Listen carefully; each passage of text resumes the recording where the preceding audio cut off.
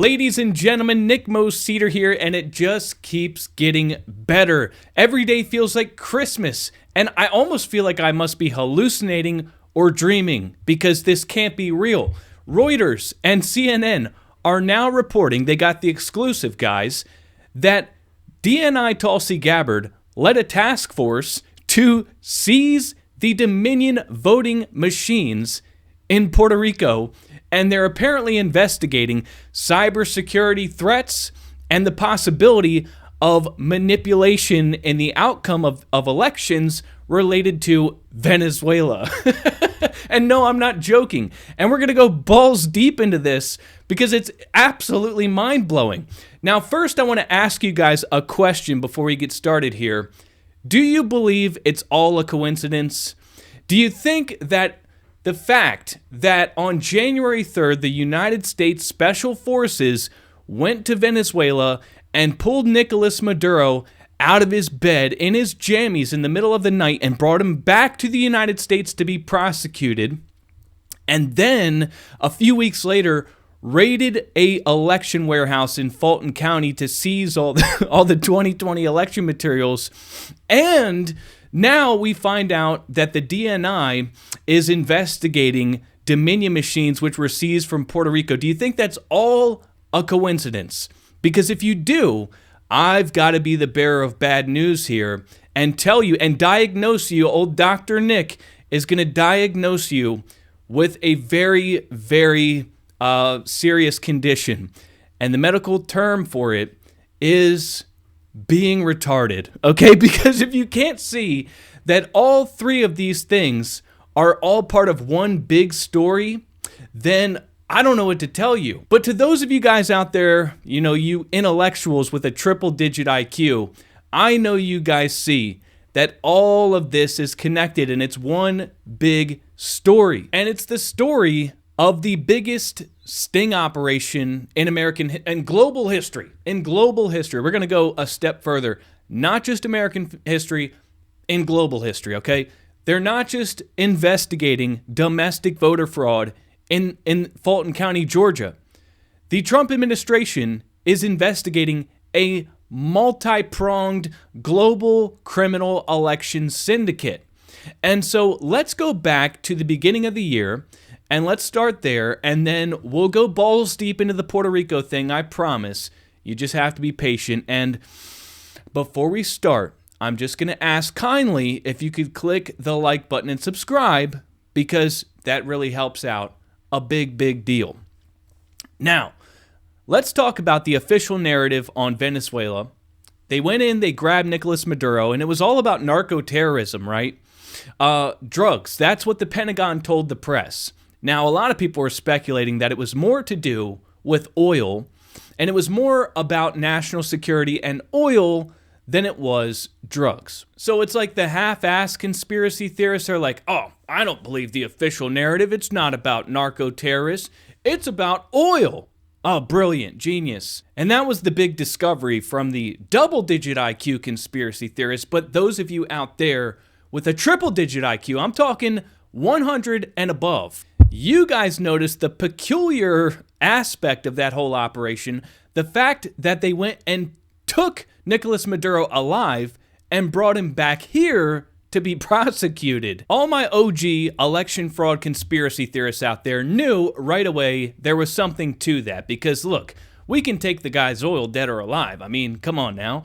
Why would we need to bring him back here? What was the sense of urgency to extract him alive and bring him back to U.S. soil immediately? I mean, what's up with that? So insider reports, and I'm talking about people who understand what's really happening, they started saying that Maduro wasn't seized because of drugs. He was seized for his data.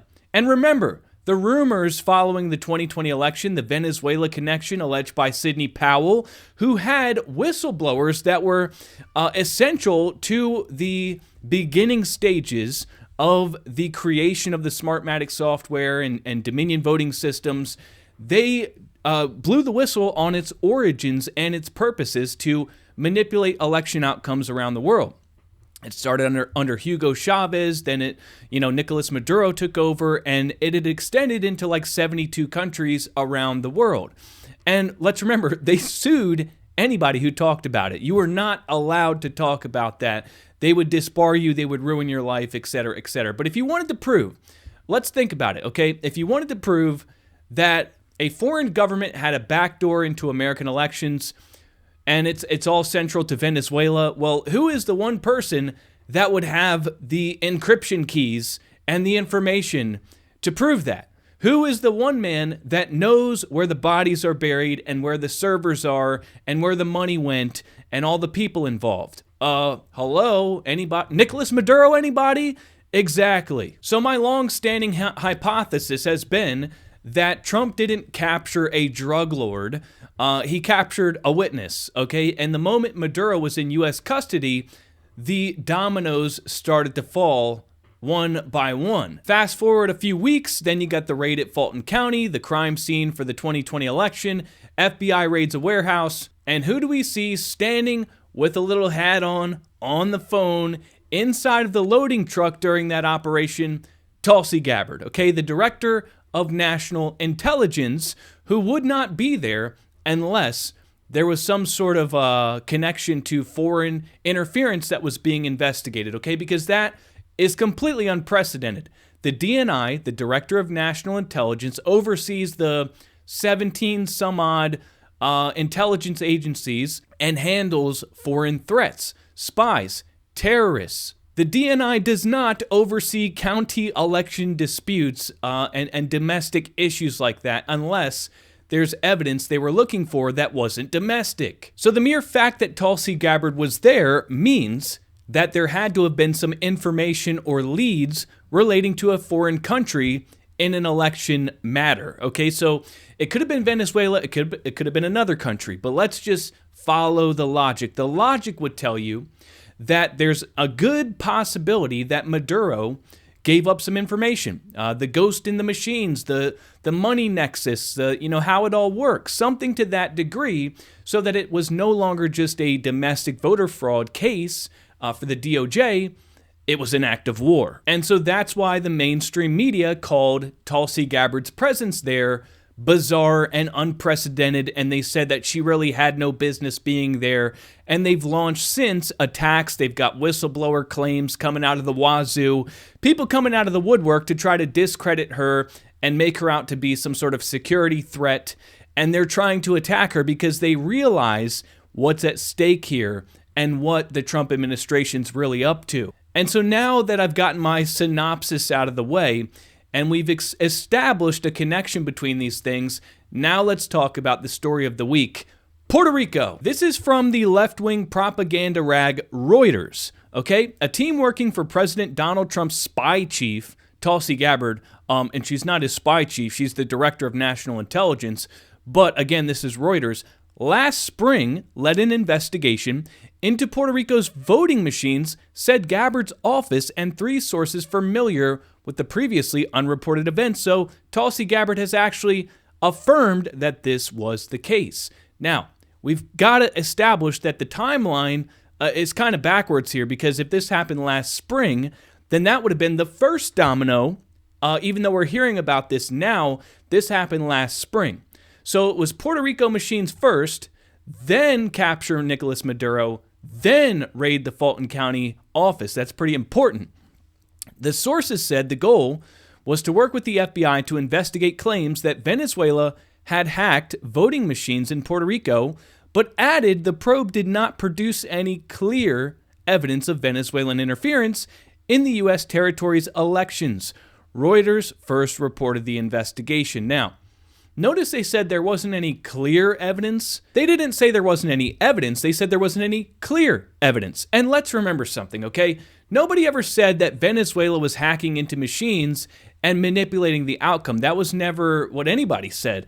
What was alleged from the onset following 2020 was that Venezuela provided the software, provided the infrastructure for it to happen, like created the vulnerable software and the back doors to make it possible for foreign actors to hack in, or even domestic actors, but making it so that it's possible. They created Smartmatic software, which they claim is not used in the United States, even though LA County still to this day uses Smartmatic machines in their elections. And even though the mainstream media tries to make it out that Dominion and Smartmatic are completely separate entities that share no proprietary software amongst each other, they're completely separate.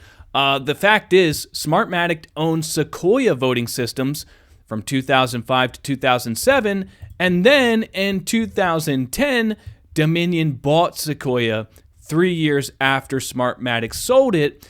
They also were under a contract in 2009 where Smartmatic leased Dominion scanners in a Philippines election, and there's been multiple acquisitions and partnerships over the years where basically there's a lot of overlap, let's just put it that way. Now, Gabbard's office, in a statement to Reuters, confirmed the May investigation but denied a link to Venezuela, saying its focus was on vulnerabilities in the island's electronic voting systems. Her team took an unspecified number of Puerto Rico's voting machines and additional copies of data from the machines as part of its investigation. Her office said the taking of voting machines and data was standard practice in forensic analysis. Yeah, if you want to conduct a forensic analysis, you're going to need the actual physical machines. Now, the ODNI found extremely concerning cybersecurity and operational deployment practices that pose a significant risk to U.S. elections. Boom. So it's confirmed. They found cybersecurity and operational deployment practices that pose a significant risk to U.S. elections. Now, that's very vague. That could be a number of things, but they found something, okay? They took the machines, they looked into them, and they're confirming that they found something. Now, we have Gabbard's office denying that the investigation was related to Venezuela, but that doesn't mean there wasn't a Venezuelan connection. Remember, again, the timeline.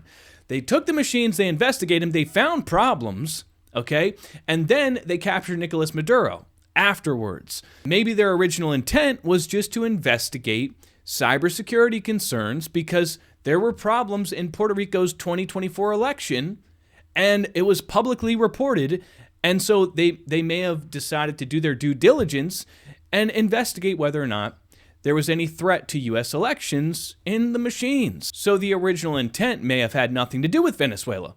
But then they found something, and then maybe it became about Venezuela. We don't know. I'm just speculating. I'm just a red-bearded ginger that makes videos in his guest room. What the hell do I know, you know? But I find it all very peculiar. Now, Jorge Rivera Rueda, head of Puerto Rico's State Elections Commission, said he could not comment on any ongoing investigations.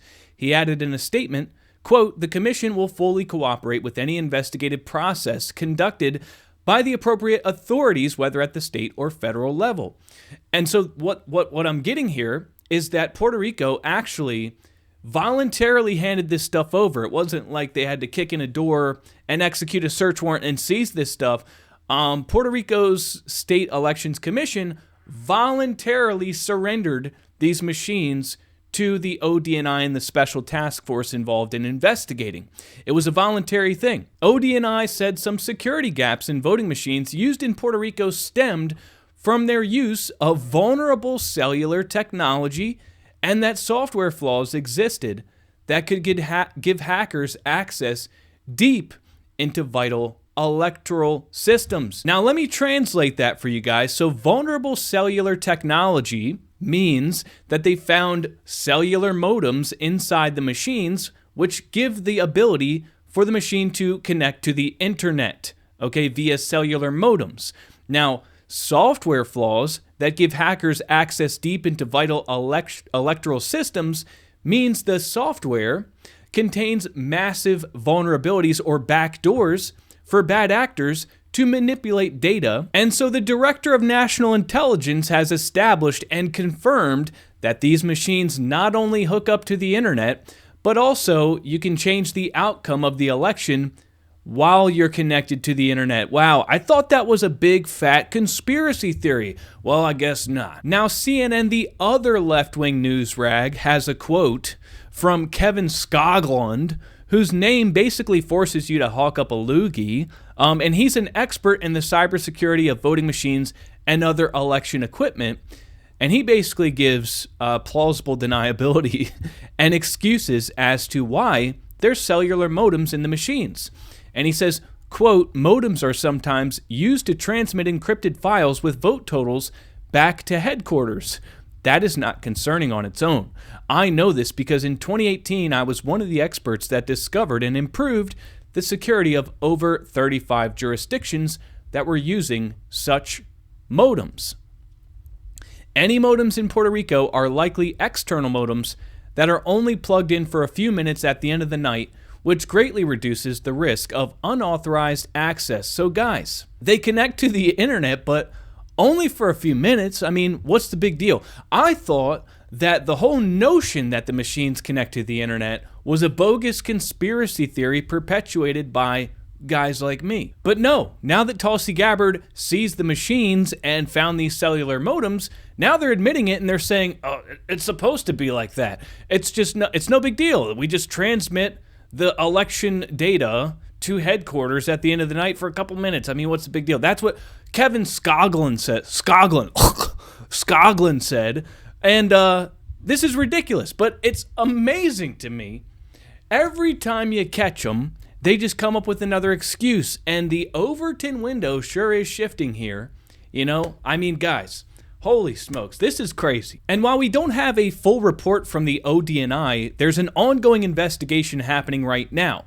And I guarantee you they didn't just access the hardware. They also looked, you know, whether or not the cellular modems in the machines were transmitting data. And if they did find data transmission, I can tell you one thing, it wouldn't be the first time someone's found that, because let me remind you that in Michigan, the Allied Security Operations Group, or I think that's ASOG, they investigated in Antrim County, Michigan, and guess what they found? Let's see. This was shared on Trump's True Social page. A Telit 4G wireless chip manufactured in Taiwan was discovered embedded into the motherboard. The voting machine tapes clearly indicate modem engagement and transmission of election data. Whoopsie. And remember, they dismissed that report from ASOG as a baseless conspiracy theory. But ladies and gentlemen, it's all coming back around. And I guarantee you these people are pissing their pants right now because the writing is on the wall. The Trump administration is doing big things behind the scenes, and they're getting glimpses of it here and there, and they're starting to put the pieces together. But again, all of us triple-digit IQ, and again, I'm talking 100 and above, we know that there's definitely something happening here bigger than anyone can imagine. So ladies and gentlemen, this is a very exciting time to be an American patriot. I feel exuberant and exhilarated, and if this turns out to be a nothing burger, I'm telling you, I might go insane. So ladies and gentlemen, be sure to like the video and subscribe. Thanks for watching, and I will see you next time.